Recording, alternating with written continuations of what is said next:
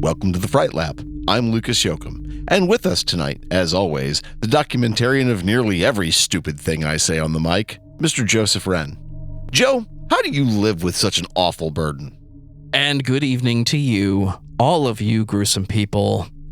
Someone has to press record, someone has to capture the audio, and somebody has to make it listenable, as you frequently say. And I am comfortable assuming that role because these are important topics that we talk about in the Fright Lab. We talk about horror movies, we talk about scary subjects, and this is, I don't know what you want to call this. This is your symposium of horror cinema verite, right? You know, and that's an interesting thing, because if you had told me at some point, maybe in the last 5 years, hey, you're going to do this, I would have said, I guess I could get that board. Sure, yeah, why not? But for my part, I'm actually really happy to finally get this idea off my chest, because it's one that's been with me for a little too long. So in our previous episode, we discussed not only the genesis of horror cinema verite style, we also discussed its first generation, the original OG found footage horror. If this is your first episode, welcome! We appreciate you tuning in, but you might want to go back and listen to that first episode of the series. Don't worry about us. We can pause the show and wait while you go listen to that.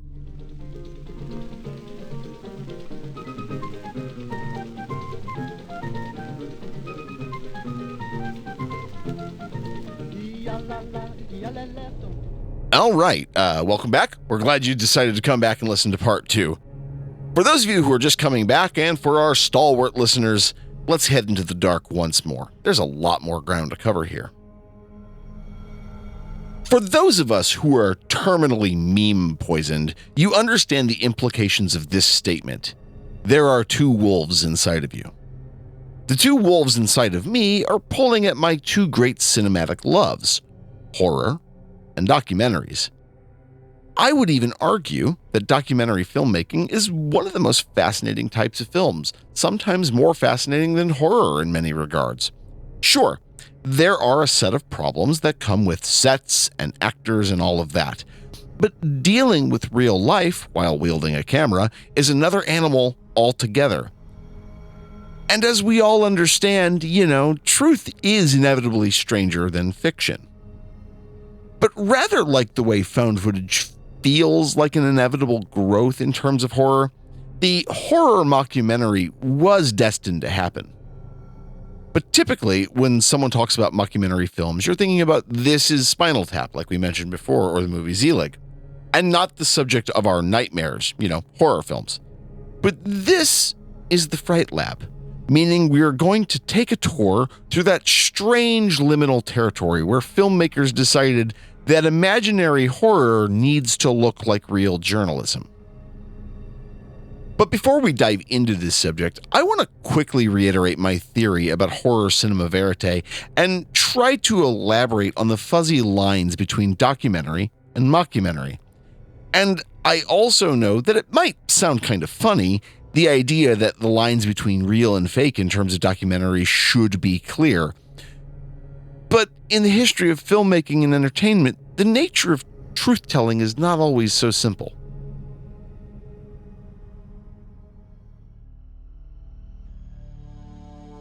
To reiterate, I just need to go off the cuff for a second and talk about what horror cinema verite is. As we said in the previous episode, there is a tendency in filmmaking to try to create films that look and feel more real, things that don't have subtitles, things that don't have voiceovers, may or may not use music. That's typically referred to as cinema verite. I posit that there is a kind of secondary approach to film, horror cinema verite, that is trying to create horror in realistic situations that also look like they were recorded in a realistic situation. I also argue that the first generation of that is found footage. Blair Witch, Paranormal Activity, Noroi the Curse, things like that. Okay, cool, got it.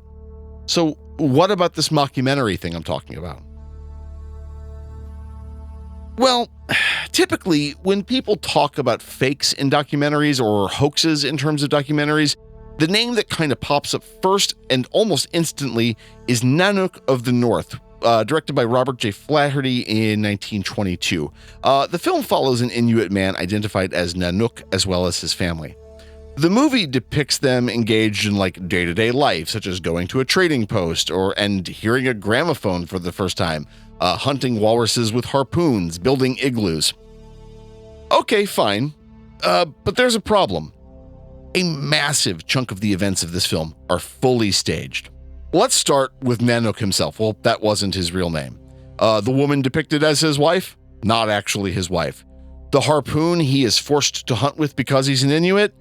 Well, Inuit peoples had been in contact with traders for a long time before this movie was made, and had been hunting with firearms for a long time. And the famous scene where Nanook, surprised by the gramophone, tries to bite into the record out of confusion, that was 100% fake. He was told to do that. He knew good well what a record was. So, on one hand, Flaherty's representation of Inuit life is both unethical and pretty racist. Like, it's hard to watch now with modern sensibilities. And there's nothing necessarily wrong with using reenactments in documentary films, so long as you say, this is a reenactment of the thing that happened, as long as it's announced. Agreed. But Nanook of the North helped us to create, in some regards, what we think of as documentary filmmaking. It might be a little bit of a hard watch now, but it is an important step in the process. You know, I think it's almost an origin point, even though if it kind of comes off inherently dishonest and just sort of funny. When we think of documentary film, it's come to have a sense of a director working hard to tell audiences the truth. And yet, the first documentary is full of a bunch of unannounced hoaxes. During the same year that Nanook of the North was released, we also see the emergence of what's called Kino Pravda from Russia.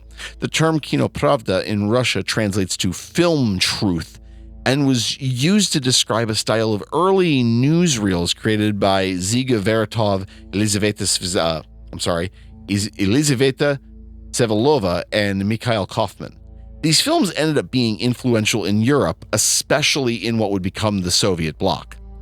I've decided to include YouTube links for a good copy of Nanook of the North, as well as a playlist of Kino Pravda films in the show notes. By the way, the Kino Pravda films can be a little rough to watch, as there really weren't any standards telling journalists what they could and could not film at the time. So while they are worth seeing for historical value, they can be pretty uncomfortable in a couple spots. The first episode of that footage shows images of starving families. Yeah, it's a rough sight. So tread lightly with those if you're interested in them. They are interesting from a historical perspective. So again, all of that's interesting for historical context, and it helps us get a small taste of documentary as a historical thing. But that brings us back to our point about lines being fuzzy, right? Nanook is deeply fabricated, and the Kino Pravda have a few staged moments, but not in a way that actually influences the information you're seeing. So what? Do we have examples of staged documentaries that happened less than a century ago?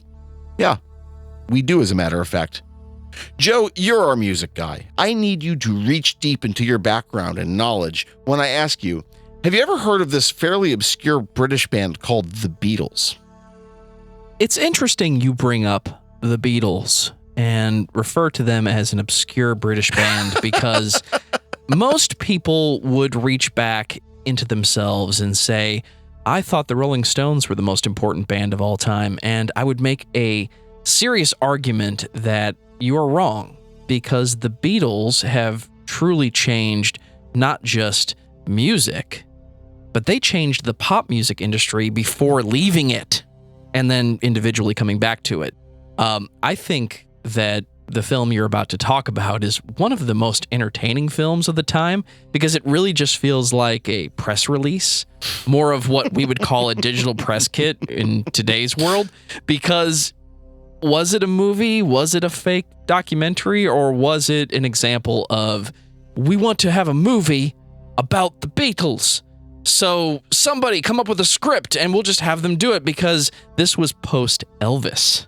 Right. Where the standard of what quality was less about how good of actors they were and more about the fact that they were in a freaking movie. Right. So the eagle-eyed amongst our audience has already picked out what we're talking about. We're referring to 1964's A Hard Day's Night. It follows the Fab Four around prior to a big performance.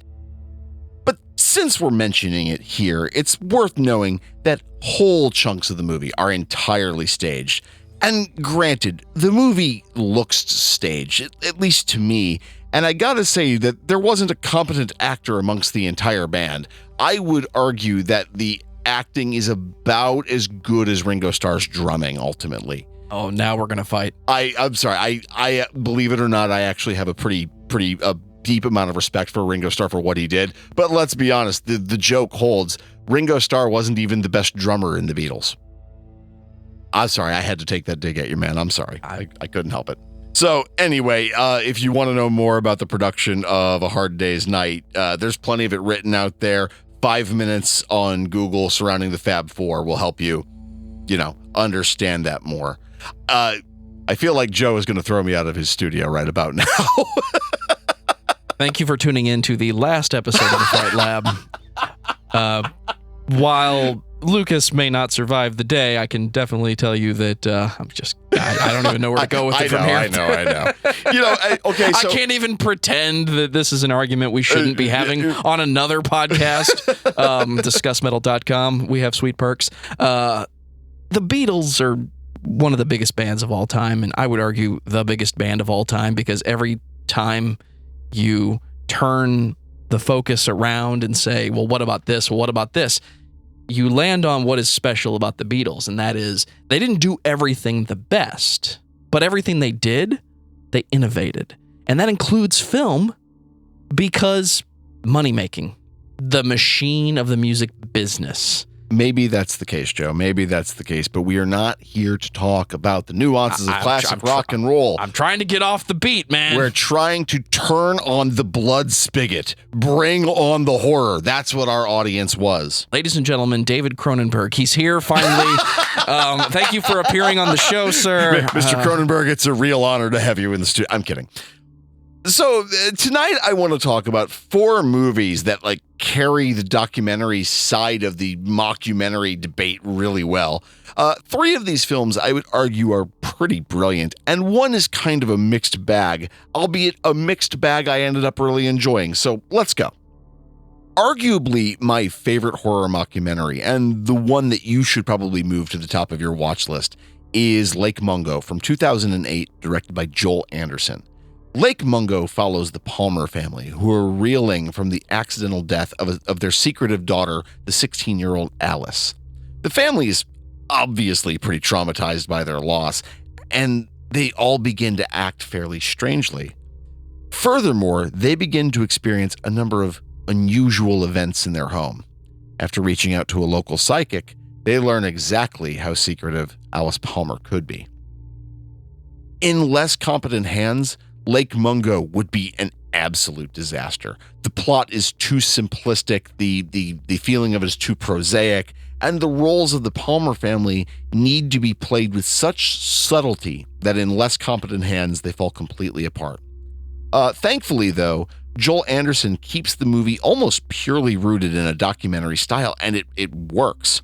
For those of us who grew up on documentaries of the 2000s, we know the visual and audio language or style from that era. Lake Mungo looks and moves like a normal documentary, I obviously don't want to ruin the details of this film. Suffice it to say that Lake Mungo doesn't need a bunch of special effects to really work. This movie is mostly missing the big overt scares that so many other horror cinema verite films fall back upon. Instead, Lake Mungo uses this relentlessly earnest atmosphere throughout the entire film. Its quote-unquote realness makes it feel real. Okay, but maybe you aren't in the mood for a relentlessly gloomy and ultimately sad family story, sparing, peppered in creepiness, right? Lucas, this is a mockumentary thing we're talking about. I want to be scared. I want to be entertained. This isn't reality. Okay. So for fans of Carl Sagan out there, I need to recommend 2013's Europa Report. Sci-fi horror is a style I don't really pay a lot of attention to, Event Horizon notwithstanding. And Europa Report nails this really decidedly modern feeling really well. We live currently in an interesting time period for space exploration, and Europa Report makes me feel like maybe we need to stay on this blighted little terra firma we've got here. Why? Well, Europa Report follows a team of astronauts to Europa, one of Jupiter's moons. Naturally, things go awry, as they often do in horror films, while in deep space, and our team manages to fire off one last communication to Earth, including video of their entire trip and the ultimate conclusion of their journey. The film is presented in this hyper-modern way, with the commentary of scientists intercut with video observation footage of the team. Every failing, every catastrophe, every heartbreak they suffer, you get to endure it with them. But this movie uses film in a very easy way, right? Europa Report is stated to be edited together into a coherent form from raw data. You are seeing clips and excerpts taken from workstation cameras and observation systems on board a ship. So, where's the horror, you might be asking yourself? I wasn't kidding when I said that this movie made me feel very strongly about remaining on Earth. This movie keeps to this sharp hold on the science side of sci-fi. Now, I am no astrophysicist, as you may have guessed, but this movie feels very real to me. Like Lake Mungo, Europa Report feels shockingly real. And unlike Lake Mungo, Europa Report does rely pretty strongly on practical effects and some digital visual effects. But they're filmed in such a way that it feels almost seamless. I would never compare this movie, or most movies, quite frankly, to Kubrick's 2001: A Space Odyssey. But I will say that it's the first spacey sci-fi horror flick that made me sit afterwards and wonder how it was done since I'd seen Kubrick's 2001 for the first time. It feels real. And that's hard to do when you're talking about sci-fi horror. That's hard to do when you're talking about space horror or space filmmaking.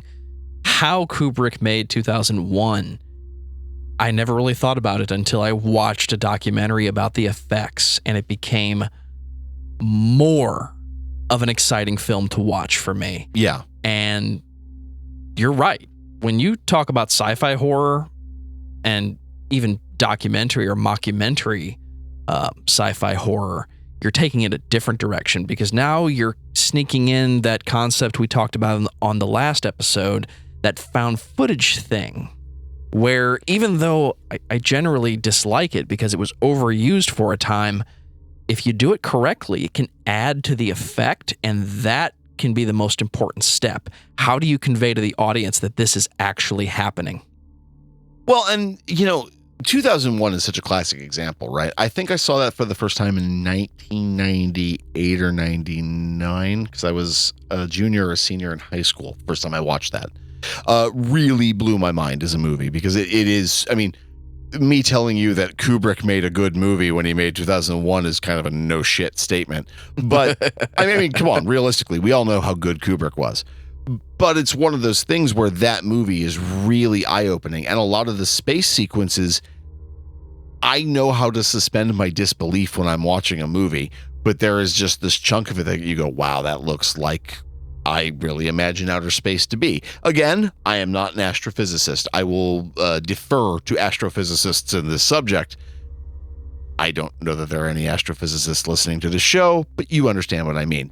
Anyway, when I see a movie like that, though, it feels very real. And Europa Report does a good job of that, making you just sit and wonder, God damn, how did they pull that off? And also the acting in it is really good. There's no big names in the cast that immediately, if you see Lawrence Fishburne, look, I love Lawrence Fishburne in a movie as much as the next guy, but you see him on screen and he's a known quantity, or Keanu Reeves or someone like that. The cast all is almost believable as a international group of space travelers, you know? It's a wholly believable conceit, if nothing else. So now we need to shift gears a little bit and talk about 2021's Horror in the High Desert. This is one of those classic, like, late night discoveries. You know what I mean. It's Saturday night, you're only like partially awake, and you want to watch something that doesn't require you to think too much. Happy accident discoveries like that are great, even though they have you staying up much later than you'd planned, maybe. Horror in the High Desert is something of a neat rabbit hole in terms of conception and production, right? To start, this movie was filmed during the height of the early coronavirus pandemic. At that point, there was no talk of vaccines or anything. So at no point during the film does any actor appear on screen in the same room with another actor. Furthermore, the story strongly resembles what's known as the Kenny Veach case, or the M. Cave case. I'm not an expert on the subject, and I don't really get that much into like true crime and disappearances, but the plot of Horror in the High Desert closely mimics the Kenny Veach story. A hiker who has been uploading videos of his adventures out in the world onto the internet goes missing. His friends and family start looking for him, and as the story unfolds, we learn not only what happens to our protagonist, we also see the effects this disappearance has on other people in his life. I'm going to throw a couple of links to the Kenny Veach case into the show notes if you want to read about it. It's pretty interesting. This is the movie that I referred to in the beginning of our episode as the mixed bag. Horror in the High Desert is not a perfect film. Some of the acting is a little unbelievable and kind of mixed, but it is beautifully shot. It is genuinely a gorgeous film in a couple of sequences. There are some time-lapse videos and drone footage that gets used in it that is just gorgeous. I couldn't find a clear listing on the budget for this movie, but I will say whatever it was used correctly for most of the cinematography, if nothing else. It's a little light on the scares, like it uses some good atmosphere to build, and it does unfortunately rely on night vision, found footage, shaky cam moments, which Joe hates. And I've got shaky cam. Yeah, and even I was like, oh, come on, you've done a good job up to this. You don't need this last sequence. But the movie overall is not so badly done that it takes away from the rest of it. I'm going to share a link to the movie, actually. I found it on Tubi for free, so you guys can go watch it. And I do think this movie needs more attention, but I want to talk for a second about what Joe just said, that the shaky cam thing needs to go. It's one of the things about that movie that is so incredibly disappointing, is that the action is built so admirably, and the tension is held, and it's kind of relentless in its grim honesty throughout the film. But the sequence where they finally do the green light amplification, night vision, shaky cam thing, it almost feels like a letdown. And it's another one of those cases where it's an indie flick with seemingly a pretty small budget. So it feels kind of like, oh, come on, guys, you didn't have to go here. But I kind of wonder if on some level, like, that's an audience expectation to a degree. Like, I don't know that the movie could have gotten away without it on some level. I don't think the audience has a strong opinion about shaky cam that it needs to stay, because nobody I've ever talked to about it thinks that it makes the movie more interesting. It's a great concept, right? I think the first time I was forced to be aware that shaky cam was a new trend was Quantum of Solace. They used it a lot in that James Bond film, and I hated it because the film otherwise was framed and shot very clearly. But then anytime there was a slight action beat, they immediately cut to the shaky cam. And I asked somebody who makes films for a living, why is this a thing? Well, it's to make it seem more real to the audience, like they're really there. And in my own way, as I often do, I said, that doesn't make any sense. Who are you appealing to?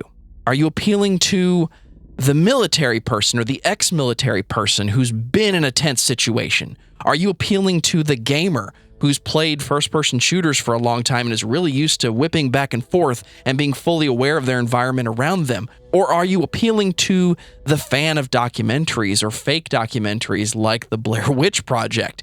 And I never got a clear answer. The best answer I received was, it's cheaper. Okay, so that brings me to another question. There's this conversation around documentary films that I kind of never get tired of having, so humor me for a minute here. When handled sincerely, I think documentary films are supposed to be like a more or less truth-telling situation. But there's a problem here, right? I'm not convinced that sincere documentaries, even when every step is taken, can genuinely dole out all of the facts, right? More importantly, documentaries are a medium, therefore they are mediated.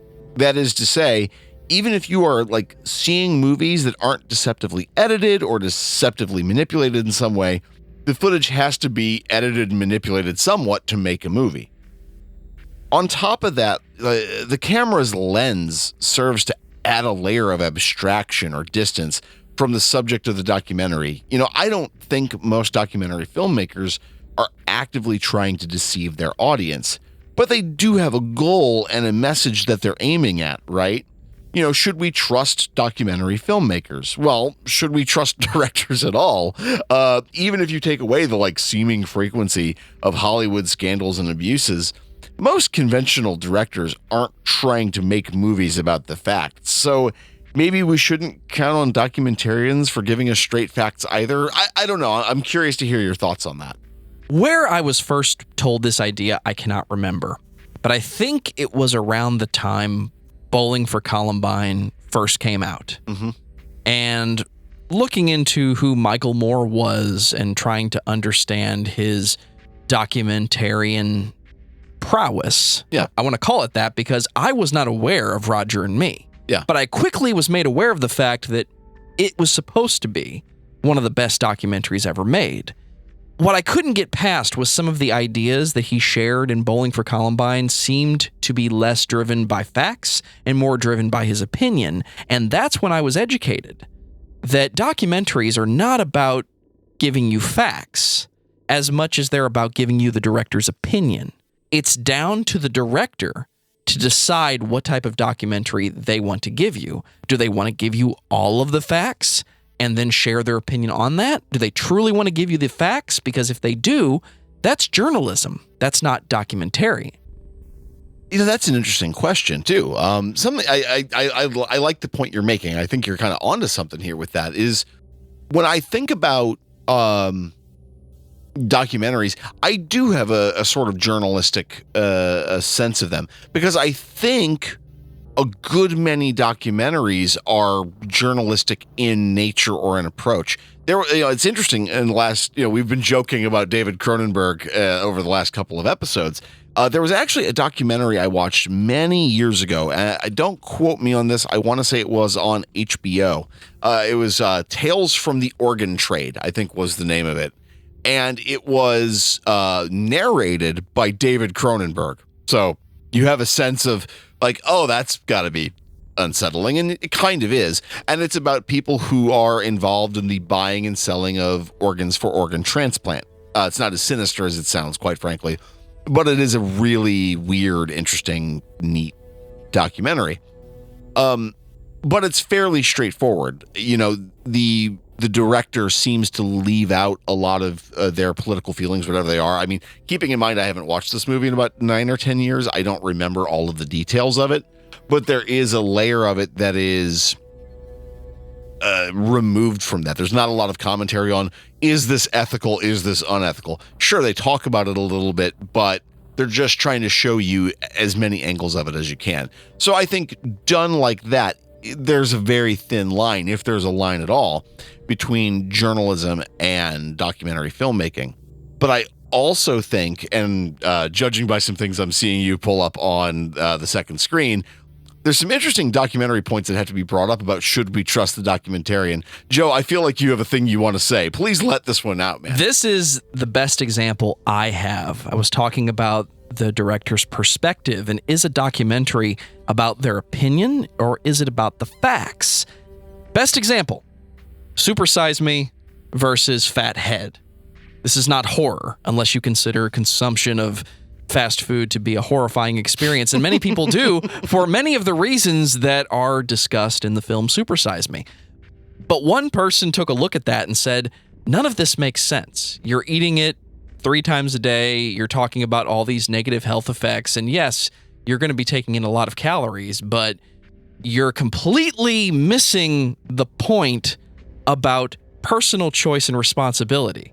You're taking the perspective that fast food is bad for people because they don't have a choice. And I am an intelligent adult human person who can just say no if I choose to.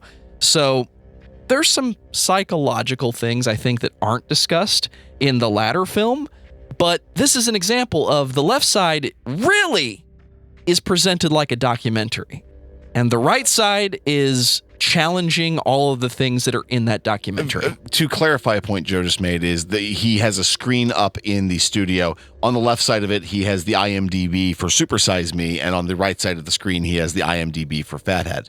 And it's,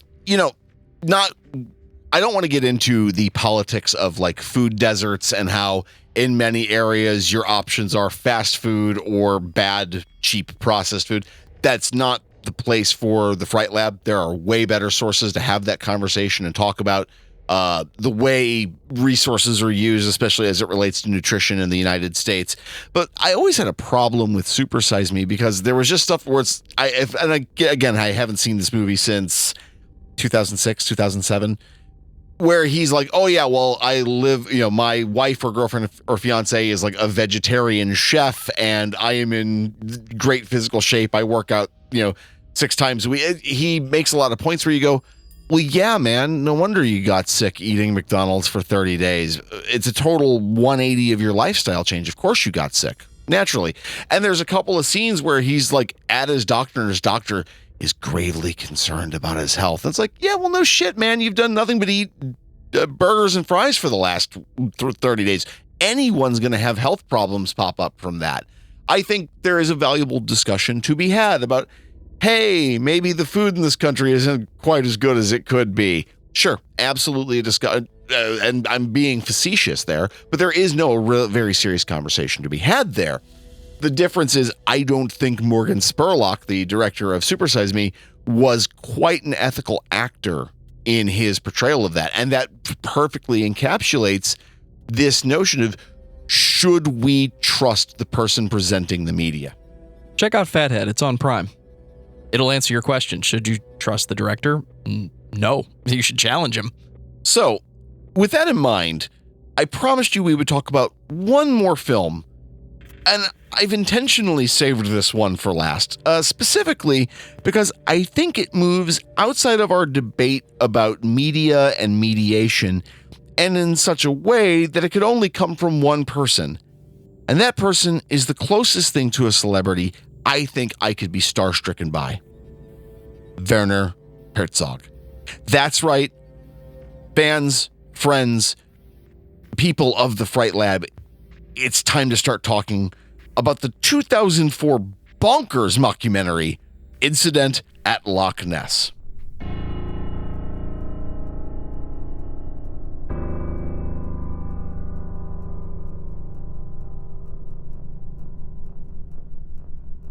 Most people incorrectly assume that Incident at Loch Ness was directed by Herzog himself, but it wasn't. The movie stars Werner Herzog, and it was directed by Zach Penn.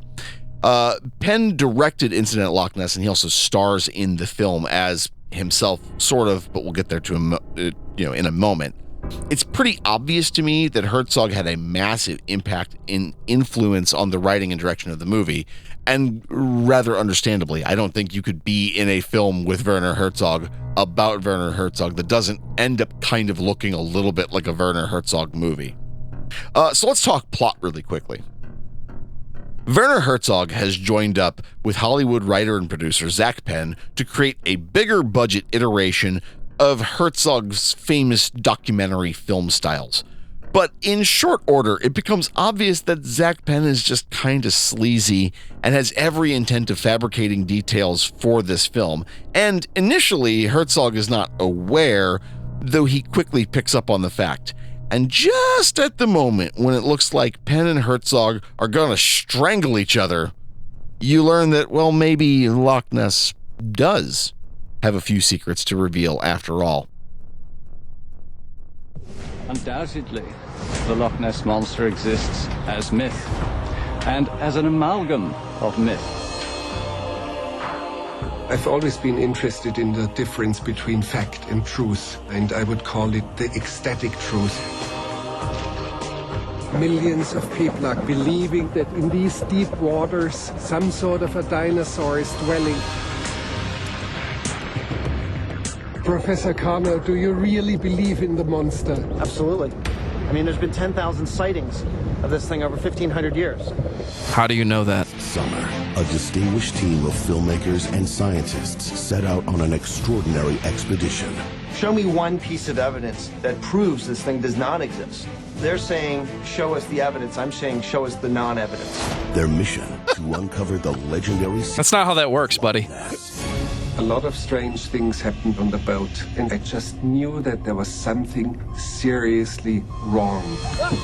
The water, look, over there. Yeah, something on the water. What is that?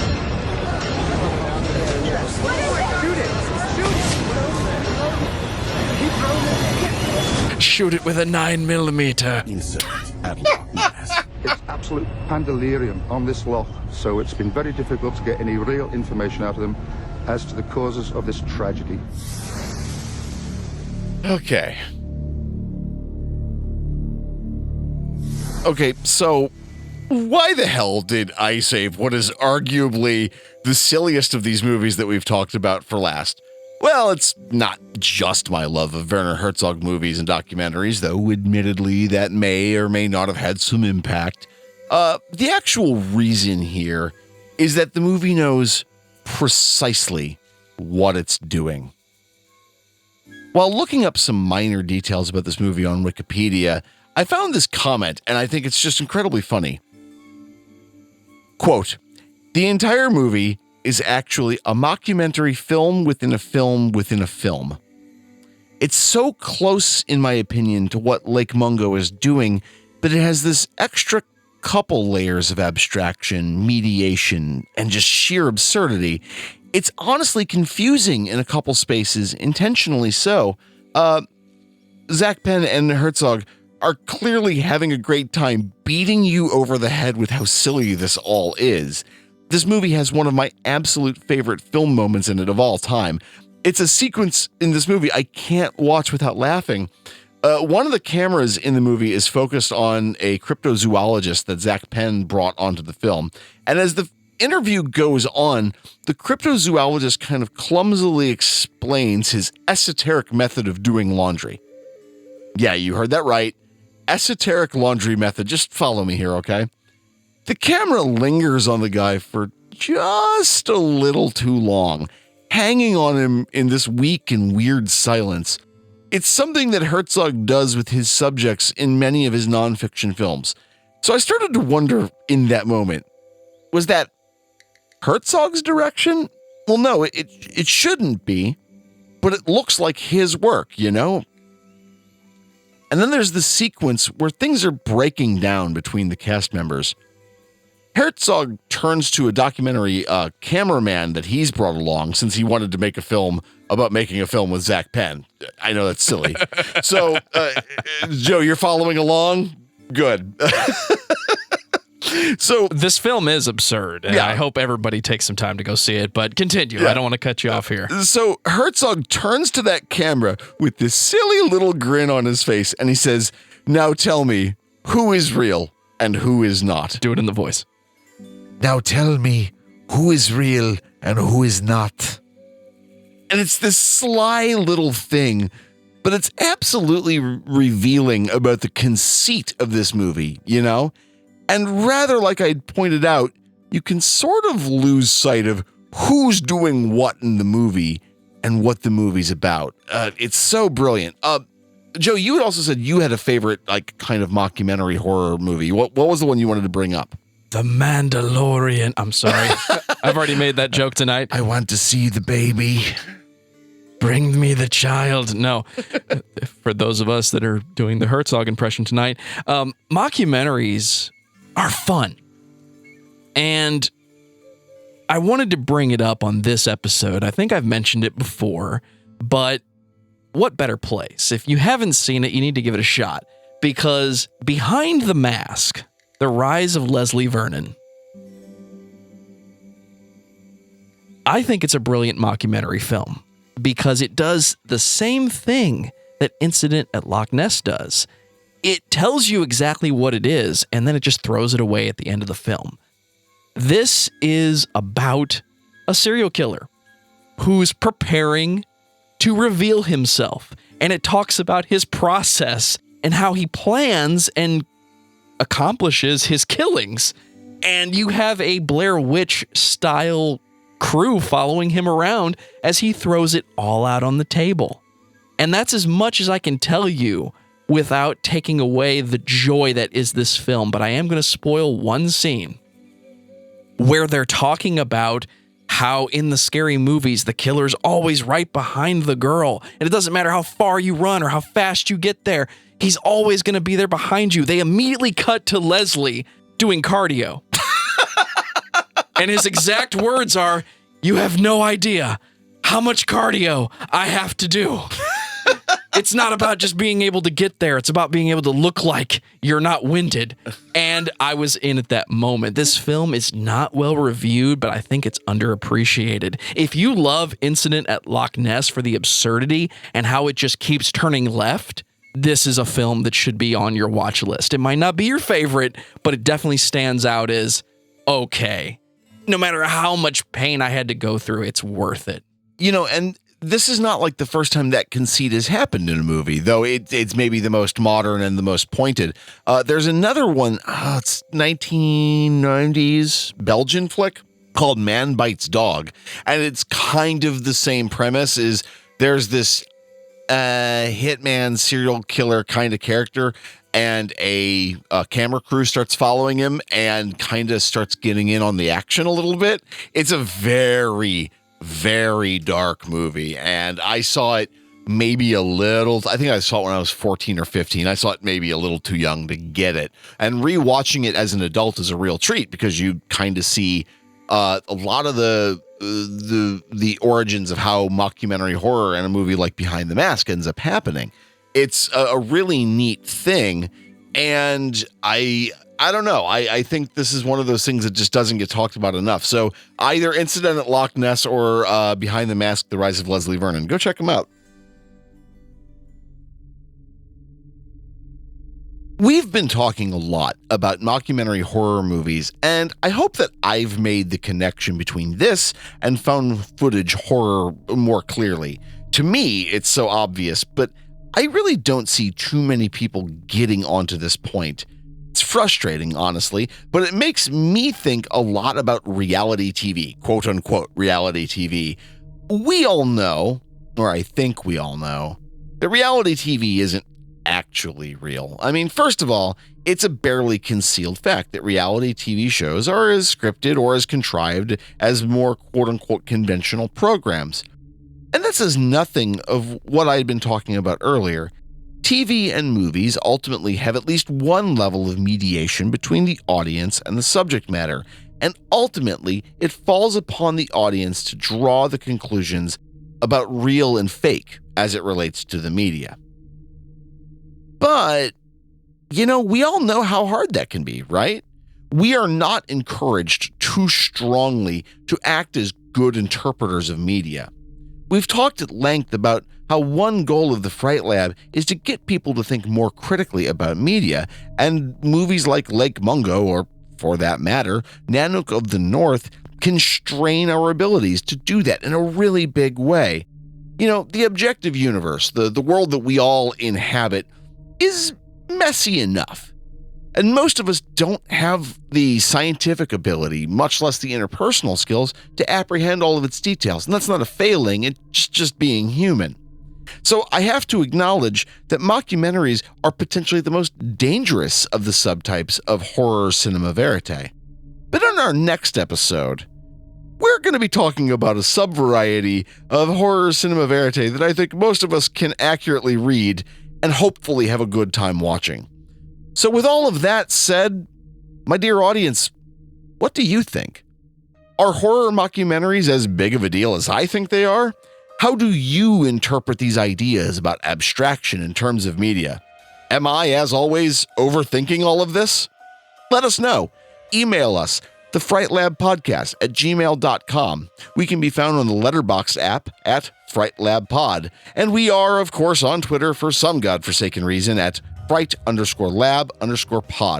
Mr. Wren, would you let our intrepid documentarians, I mean, our intrepid fans, know where they can find more about your podcasts? If you enjoy heavy metal music and all the heavy metal concepts, whether it be hardcore, doom and gloom, even hard rock sometimes, you need to check out all the podcasts at discussmetal.com. We talk about your favorite bands, my favorite bands. We talk about heavy metal subjects. If you like nerdy topics, check out the Nerf Herder Council. Those guys are talking about everything. And I do mean everything. Mostly Star Wars, but everything geeky and nerdy. I've been hanging out with AJ. We're talking about Star Trek. Sometimes we imbibe while we watch along, so keep your eyes on that.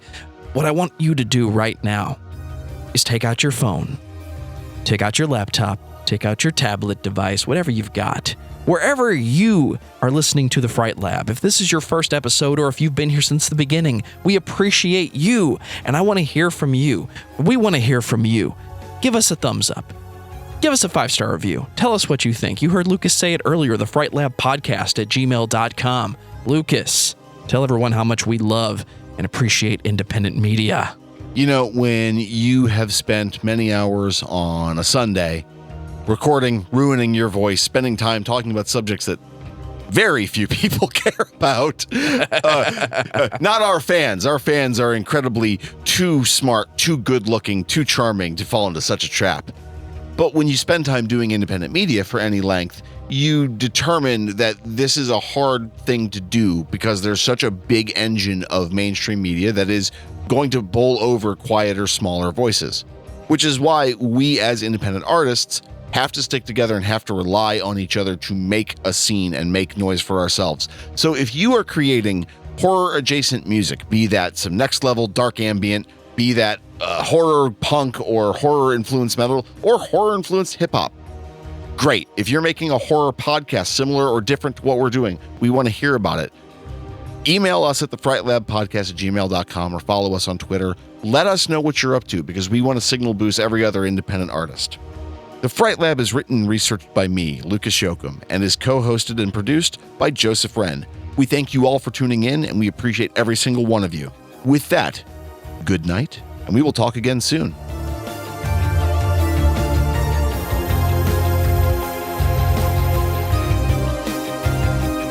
Well done, sir. I'm happy with that. I'm actually very happy with that. I'm happy to finally get someone else to watch Incident at Loch Ness because that movie's such a fucking ridiculous thing. It's been a long time, but I remember that from a few years ago. One of my favorite moments in that movie, honestly, at one point, Zach Penn comes out with a flare gun and the camera's like, "Oh yeah? How do you like this, Werner? How does it feel to be on the other end of it?" And it cuts to Werner Herzog in the studio going like, "Yeah, he's referencing the thing that I allegedly did. The story goes that I once held a gun on Klaus Kinski to make him finish the scene. It's an urban myth. It never happened." And then it cuts back to the action and he goes, "Zach, what are you doing? And by the way, that's not even a real gun. That's a flare gun. It's also not even loaded." And Zach Penn goes, Oh, you're right, isn't it?" It's such a bullshit, stupid moment, but it's so much fun. It's very absurd, but even in the beginning of the film, when Herzog is like talking to his documentarian about how he knows it's bullshit, but now he has to walk over and in scene say on tape that like this is bullshit. Like there's no better visual for it. He's literally project managing his own director, and it's hilarious and absurd. Let's be honest, because it's Herzog. Oh, shit. Yeah. I mean, if you had given that to any other director, I don't think it would have worked. I think Herzog is such a big name and he's so universally loved by so many people that if you gave it to, I don't know. Give it to James Cameron. See what happens. Oh, fuck. Or Ron Howard. Or, I mean, you know, and not to say anything bad about those two guys. I like their movies just fine. But Herzog is such a fucking weirdo that I think it works. And any other director, I just don't think it would have worked out.